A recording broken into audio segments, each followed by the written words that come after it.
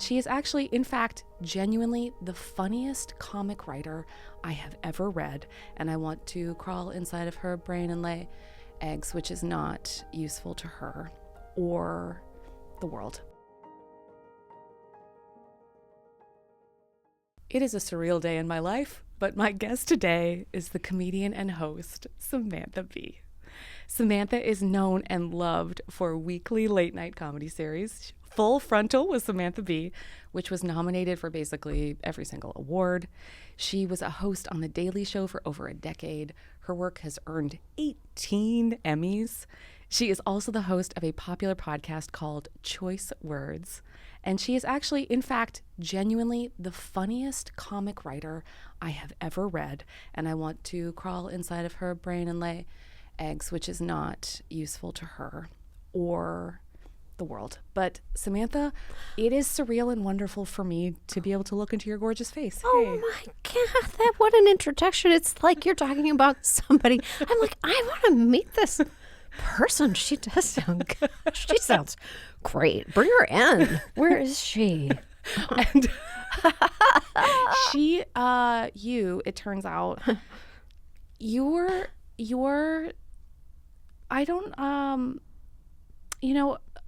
since you grew up in the like lower middle class, sort of super highway to comic fame, I know that roughly rural Southern Ontario is a hotbed. Was it even fair for you? I suppose we could start there. Just so many advantages. You know what I mean? Like you want to just starting from such a place of privilege, living in those conditions. How do you describe where you're from? Because sometimes I go, because people end up being like, it's like the Pittsburgh of Canada. It's like, which I think is Hamilton. That's Hamilton. That's where my husband is from, Hamilton. And I always say it's the Pittsburgh of Canada. And everybody instantly understands. Everybody totally gets it. In Toronto, I don't know how I describe where I grew up in Toronto, but all over the city. So there isn't like even one area where I really identify with. I never even say Winnipeg anymore. I just say, have you ever seen where North Dakota is? And then I'm like, a couple hours. It's north up. of that. That's Similar landscape, except I do remember whenever I think about Winnipeg, and by the way, I toured there as a costume character in a little show called Sailor Moon Live, and we spent many days in just like entertaining the children of Winnipeg. But we ate so many meals in a vegetarian restaurant that was in a tree. Is that memorable to you? Because I mention it all the time, and everybody's like, "What did you were on acid when you were doing Sailor Moon Live?" And I'm like, "No, it's very good." It was a tree-born vegetarian restaurant in Winnipeg, and I loved it. See, now I'm going there next week, and I'm going to ferret this out for you. Because we do collect. It has the world's largest replica of a Van Gogh painting. Fantastic. It has the world's largest northern lake trout. I mean, we got what? Like it's dead now, but it's on a wall. It was killed. So when I was discovering your life, your unique, your rarefied kind of weirdness. Thank you. You know what? I love that so much. I'm crying. Happy to be here. It made a really, I think, remarkable little constellation of virtues. So I kind of wondered if I could ask you about different people that made you the, I'd say, grab bag of eclectic joys. I wish you would. Because when you were very little, you lived in your own apartment all on your own. I did. Would you describe the independent spirit in which you spent your early years? God. Well, my mom, my mom had lived with her long-term boyfriend, and he lived in an area called Parkdale in this enormous house. It was so big, and it had actually been a hospital. It was a veterans hospital. So all of these, and it was all It was like a huge apartment, but it really was more of a rooming house. So once you left the kind of central apartment, which was, I am comfortable saying it here, it was disgusting. When you left the kind of central apartment, there were all these rooms with or without bathrooms, and some were individual apartments. It kind of like depended, and people had, many people had recuperated from their war injuries and died.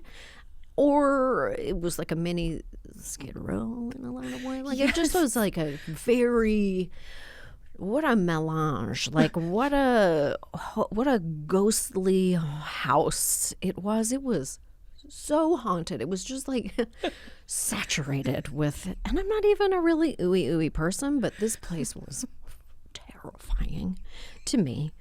And my mother and her boyfriend, I was like 8, and they were like, why don't you just take, it was, first of all, let's preface this. I was born in 1960, so we're talking about the 70s when nobody cared what their children did whatsoever. Everyone was like, be free. I don't know. We're just. Come back if you want to, We're roomies. Don't take my smokes. Like, don't. So they just kind of gave me an apartment upstairs at the Belfry. It was like the Belfry. It was the tippy top apartment. It had a full kitchen. It was gigantic. It had a full kitchen and a huge living room and a big bay window that I would stare out of at all the other children playing in the streets. I was just alone in my Belfry with my record player and my ABBA records and my pack of Tang, which I obviously ate straight from the envelope. But no bathroom. It didn't have a bathroom, so if you had to pee, you had to go down the hall, like way down the hall, the terror hall. And I was comfortable in my own apartment and terrified of every inch of the hallway. And it was like multiple levels too, like stairs and spirals, and it just went on forever. And so I would always kind of eat or go to the bathroom in the main apartment, and I would have to run down. So every time I left the apartment and locked the door, I ran full tilt down. And that's how you became a professional sprinter. And that is how I became. That's why I'm so physically, what a dominating physical specimen. Yeah, I was like, today. I was like, sit down. It's overwhelming. It's too much. But I just know that there were so many haunted spirits in that place. I just pictured like axes being thrown at me from behind. It's like a full Indiana Jones. Full Indiana Jones. Yeah. Every time I would be sweating and out of breath when I would get to the apartment, and they'd be like, what's with you? You had very adult knowledge about the world that I imagine made you kind of feel not exactly like a peer. Yeah. And yet you're,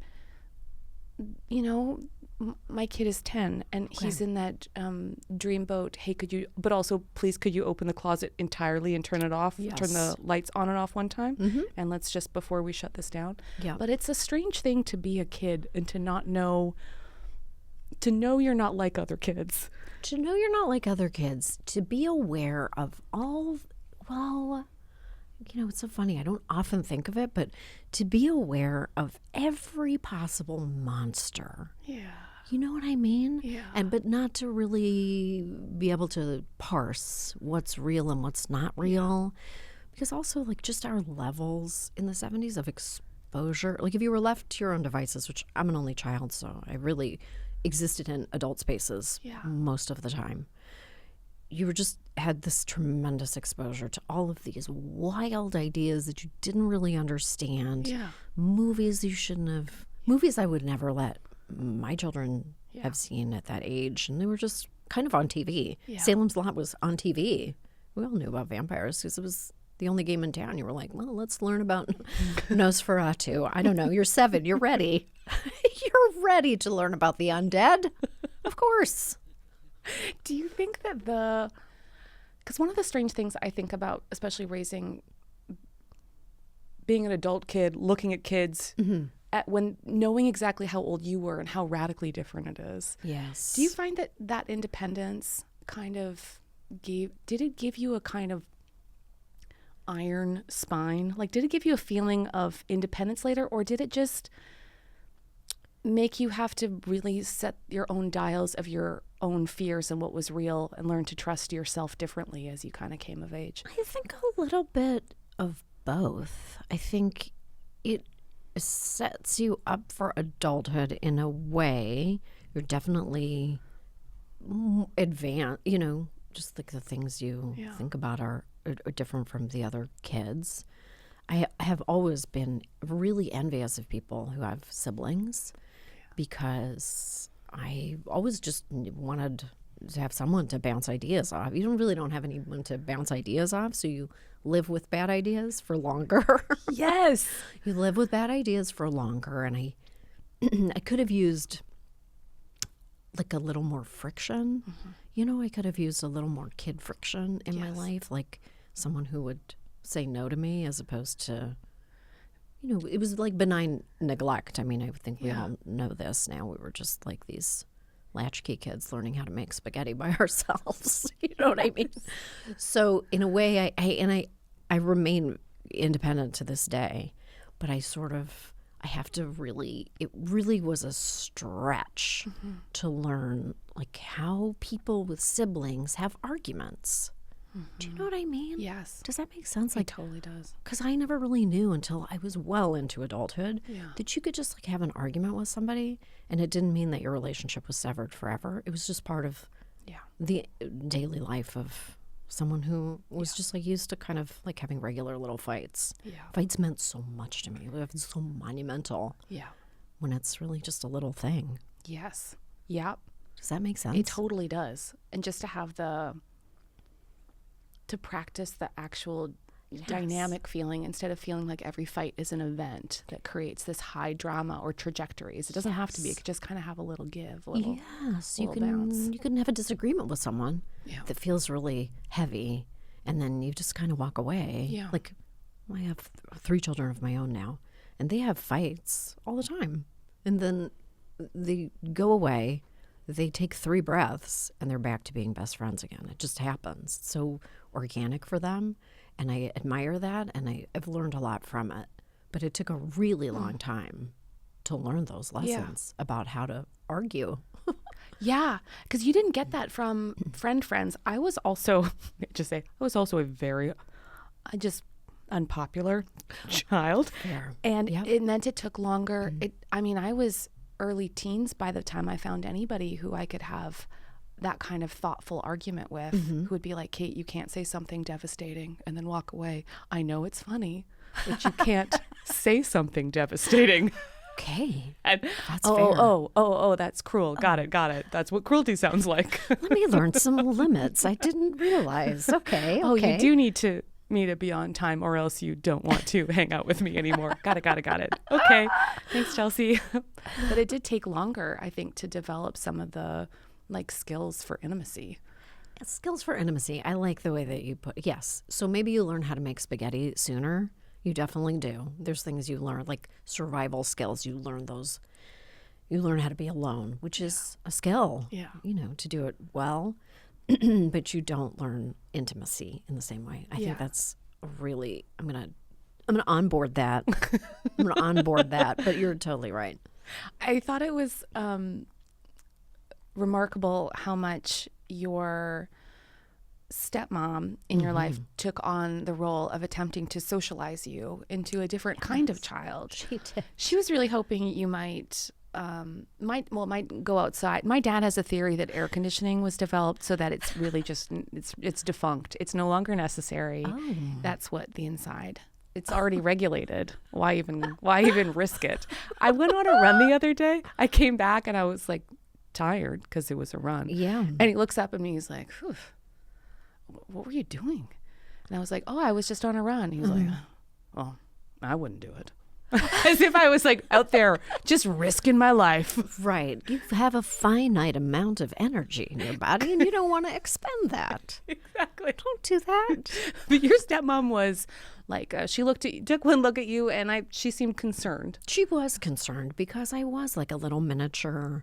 I had my mom and I had my grandmother. And so I, was just having all of this adult life. And so when I came to her, she came from a big family. She had siblings. She had a lot of fights and color and shades of different stuff and energy. And there was a dynamism, I guess, in her family growing up. And so She didn't really understand how a little girl could be like, thank you, I don't prefer green beans for dinner. It was not really a choice, like choices that I was very You've been making, you're like, comfortable. I've been choosing my own dinner since I was 2, sweetheart. Ordering in restaurants, this is not a problem.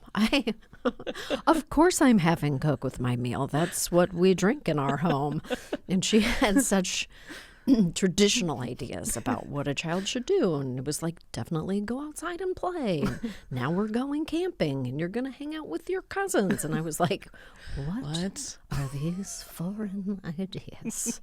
I have my books and we're fine.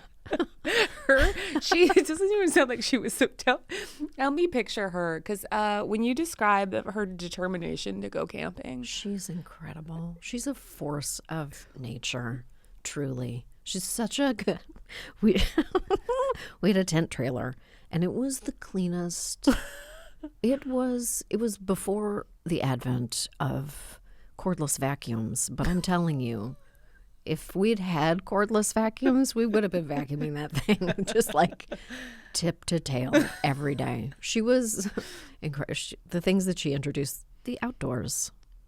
She had like 12-course campfire meals. 12-course campfire meals, lots and lots of cleanup. We camped all the time. I'm not 100% sure that she actually enjoyed it, but she has like that old-timey vigor. Do you know what I mean? Like she has her specific camping clothes, which include like rubber boots and a nightgown and a handmade quilted jacket that she sewed herself. And if there was a campsite like adjacent to our campsite where the people were a little loud after 10 p.m., she had this flashlight and she would march, like stomp over to their campfire and shut their party down. And they were just too afraid to defy her. They were like, party's over, guys. She said so. And she was like, go to bed. This is ridiculous. There's children. Incredible. I love her. Your ability to shame strangers does sound like it came directly from this legacy. She's a shusher. She is a shusher. I'm less of a shusher, actually. But you are an excellent, oh, no, sir. No, sir. Yes. I'll have none of that guff. No, thank you, sir. Geopolitically, no thank you. That is true. That is true. I stand for no guff. Exactly. You're a guffless woman. That's right.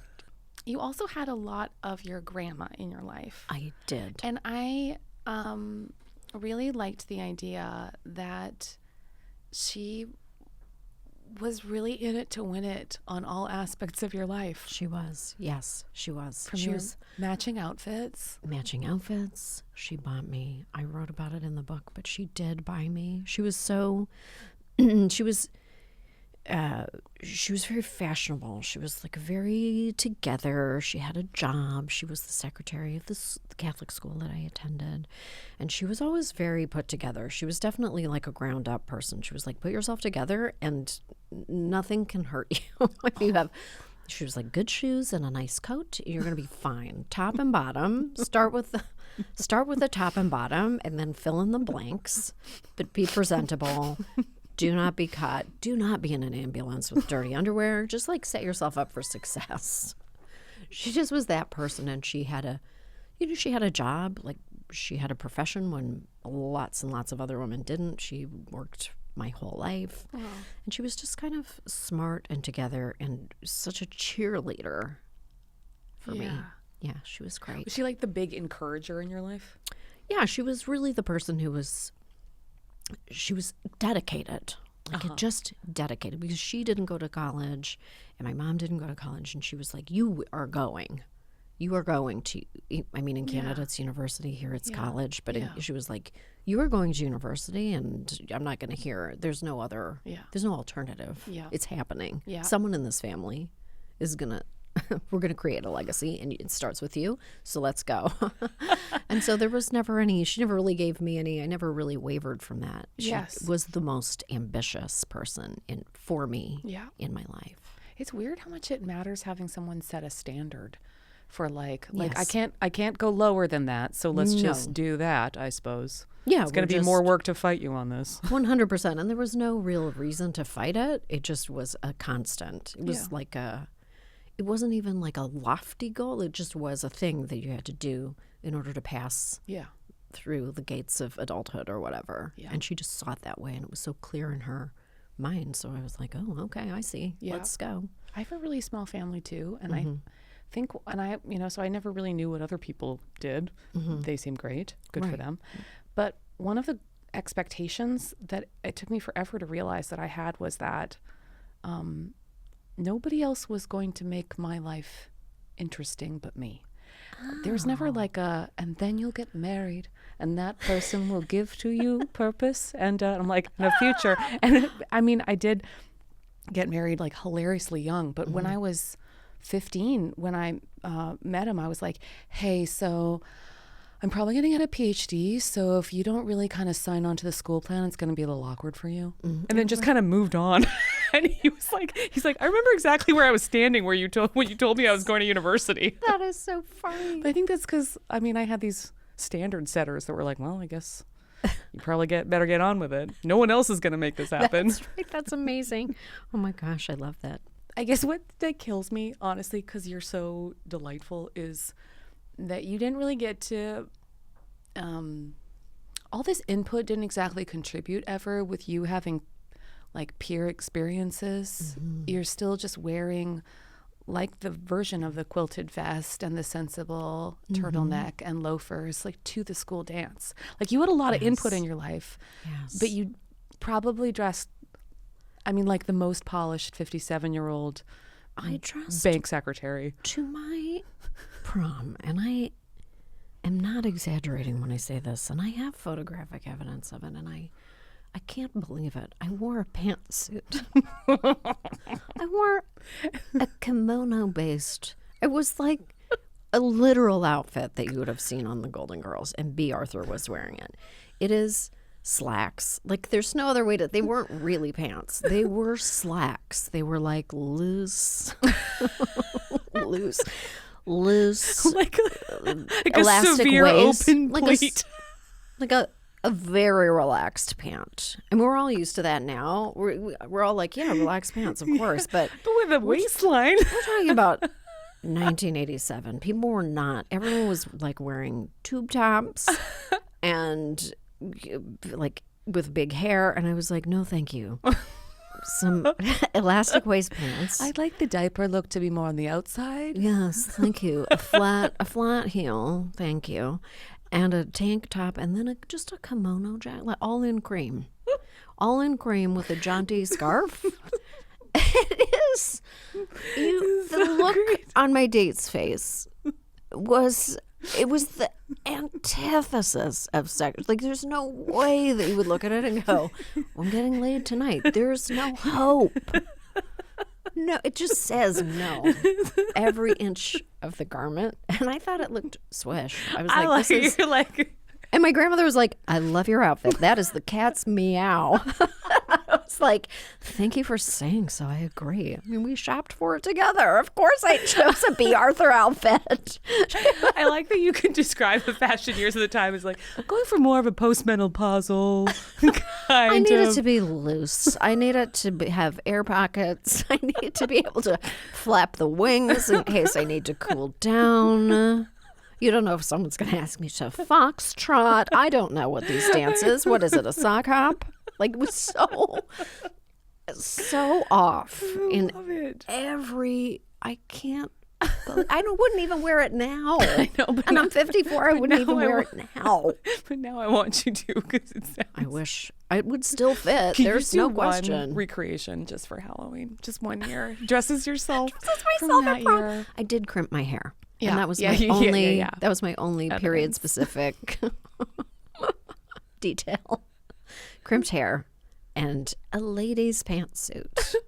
Oh my God.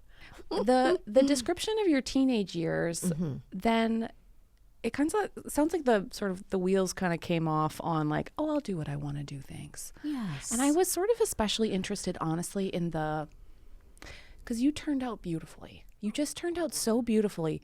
But there were some bad faith actors in there that had to that you had to figure out some kind of way of excising them from your soul. I did. And I just kind of wondered if you could tell me about that season and how you figured out how to kick them out. Well, I just met someone. I met a boy. He was truly, in a very cliche way, a very bad influence on me. And I was completely enchanted with this other way of living. He was a small-time criminal.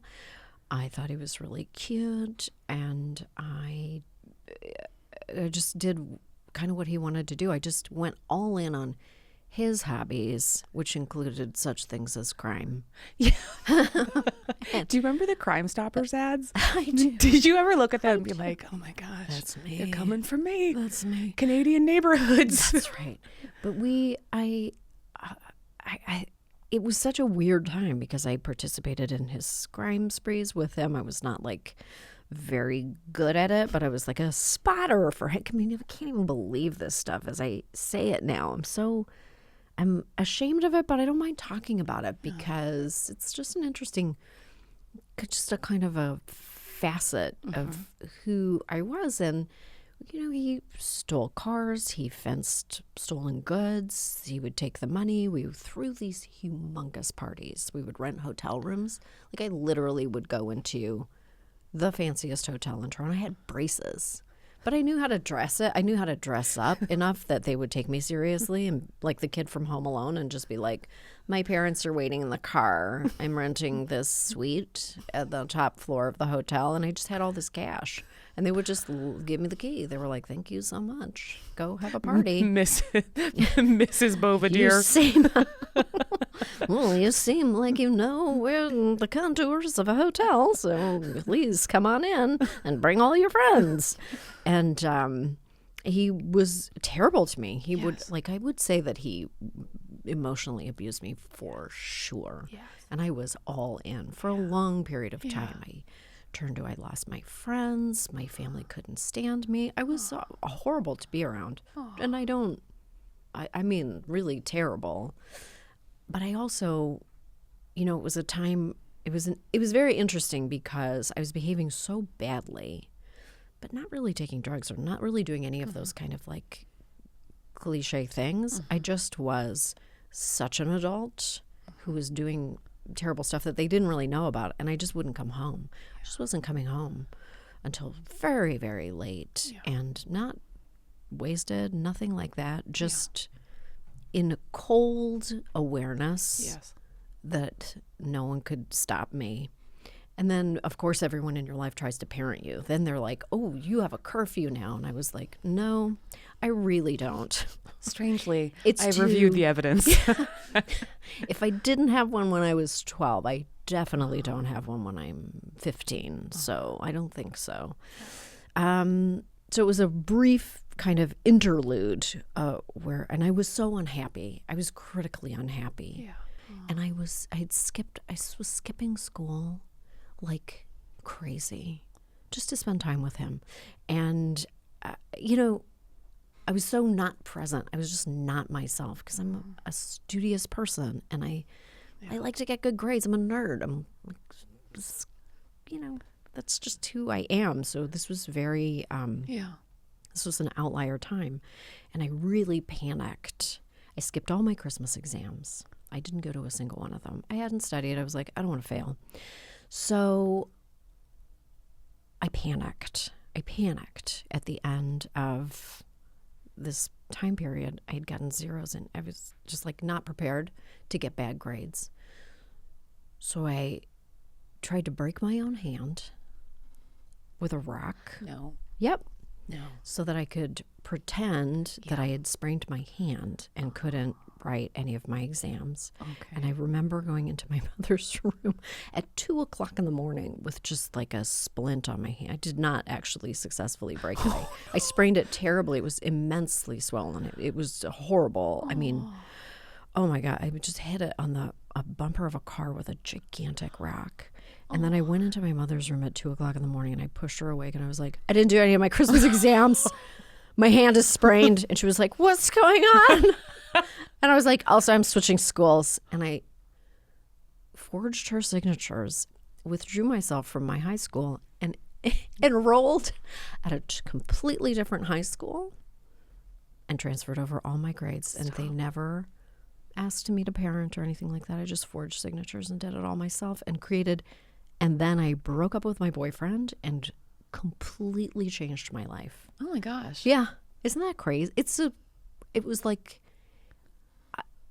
it was honestly just like a hand of God moment where I just looked at my life and went, everything is bad. This is all terrible. This person is holding me back. I was just like, I don't want this anymore. Like he tried to be mean to me one day and I was like, I reject you forever. Get out of my life. Never call me. Like lose my number. We're done.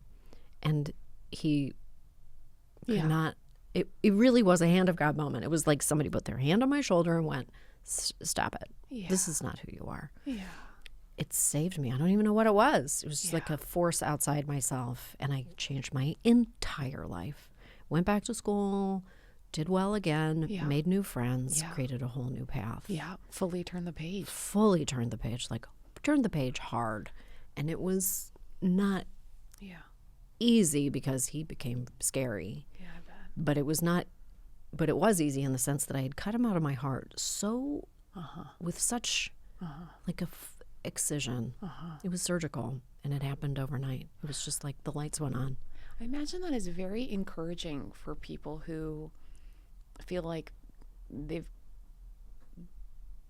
given their kids a lot of love in hopes that or like didn't know exactly when to pump the brakes on other behavior and then it kind of spiraled out of control, but just to be like, but I still love you. At that time, were all the adults in your life still able to communicate their love, or they mostly just looked terrified? They were terrified of me. I was terrified. I really was terrifying. I really like in a cashmere sweater set with pearls and terrifying at the same time. But they were always loving. Like there's no, I mean, we've had so many different permutations of our family. We've been in all different stages of marriage and divorce and like a long family legacy of breakups and all of these things. But there has been a consistent through line where I just really have always truly been loved and knew that. I definitely took those people for granted for a long period of time, but it was when the track righted itself, all the pieces were in place. Yeah. Nobody believed me for a little while, and I don't blame them for that. I really don't blame them for that. Yeah. You met your husband young, too, in a very normal way. And I wondered, a couple things. Yeah. When he came into your life, because one of the things that because I met my husband young, one of the things I learned from him was some of the kind of to fill in the gaps of some of the missing pieces I'd had in my earlier, in the lonely years, in the I don't know how to fight years, in the like, am I doing this on my own or how does this go? Right. But it was, and just to have an extension of that, like when friends teach you how to fight, when friends teach you how to be normal. Did he come into your life early enough that you were still very much a work in progress? Very much a work in progress. Not a lot of successful, like I had a lot of boyfriends kind of like longer term, but none of them were. It's so funny. It's funny that we're talking about this right now because I was just writing all of this down in my phone on the subway on the way here, trying to articulate it. I was like, he was like seawater coming in to just fill up all those little areas of just not having no knowledge or like a deficit. He made me more whole. I think he made me like a better version of myself almost instantly by virtue of him being a whole person and him just being a normal person. But you didn't need to be normal. You were Sailor Moon. For people who don't know Sailor Moon, I mean, kind of a celebrity. Yeah. So you've been a celebrity for a really long time, I guess is what I'm saying. Well, if you followed the live performances at cider fests in local cider fests in Southern Ontario, the prairies, what have you, Thunder Bay, then definitely huge celebrity. We met together as costume characters in the As I've mentioned, the Sailor Moon Live Wait, theater Sailor- extravaganza. Sailor Moon was a cartoon that Yes. was on. It was on Saturday morning. Yes. In the 80s for sure. Sailor Moon across is still the- popular. Okay, Sailor and Moon she's kind still of like has- a sexy cartoon robot. She's looking. a sexy Sailor Scout, and she has a boyfriend, and his name is Tuxedo Mask, and that is how I met my boyfriend. He was in the B cast. Let's be fair. I was in the A cast. He was a fill-in guy. He was the villain. He was the filling guy. And we did not like each other or connect for a long time. For a while. Can I just like picture what a human woman or human extended teenager, young adult? Were you a young adult? Not that young. I wish I had been younger. Oh no. I wish I was no, an adult you're woman. like I was 41. I was in my late 20s. Were you? Were you in your late 20s? I was in my late 20s. And he... You know what? And I wrote this down on my phone today. I was like, you know what? It's like when you meet someone and you're at the rock bottom of your career and they're there too, and you're performing at a cider fest, then there's nowhere to go but up. And we did. We did go up. We did. But we knew each other then. And if you can know and love someone then, when you're both putting a wig on, like when the wind is blowing and you're at the Bolton Cider Fest, you can love each other through almost anything. You're taking questions from kids. You're taking questions from kids, and it's like, what's your sailor sign? And you're just like looking into each other's eyes going, I went to theater school, and I didn't think this was, I thought I was going to play Lady Macbeth. And I'm like, Sailor Moon is a Gemini, honestly. Just like, she was born on June 5th, and that makes her an Aries, or I don't know what, I can't remember. But somehow it feels, I guess, when you know the strangeness of life and you know what it's like to be on the outside, that stuff really carries you into the present, into being able to see the inside outsideness of things. I like the way you're describing it. I think you're totally right. Life is very serious. Like, obviously things happen that are just like crushing and terrifying. But if you can take a step back occasionally and have one of those moments where you're like, this is out of my own body. I can't control this. I love it. I'm going to remember this. This is going to be a great story. It is. It's a great story. Yeah, I guess that's right. It's like seeing the story of it. Seeing the story, yes. Samantha, I've had the absolute best time talking to you. I Thank you have for loved being my this. dreamboat friend. This was a dream come true.